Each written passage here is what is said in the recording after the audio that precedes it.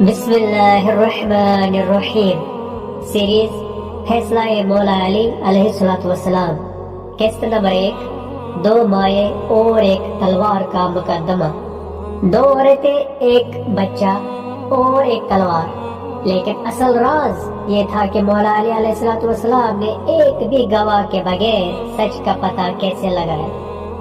عدالت میں 2 عورتیں آئی، دونوں کا دعویٰ تھا کہ یہ بچہ ان کا ہے۔ کوئی گواہ موجود نہ تھا اور سچ تک پہنچنا بالکل ناممکن لگ رہا تھا۔ تب مولا علی علیہ السلام نے حکم دیا، اس بچے کے 2 ٹکڑے کر دو اور دونوں کو ایک ایک حصہ دے دو۔ جھوٹی عورت راضی ہو گئی، لیکن سچی ماں تڑپ کر رو پڑی اور بولی، نہیں یہ بچہ اسے دے دو، مگر اسے زندہ رہنے دو۔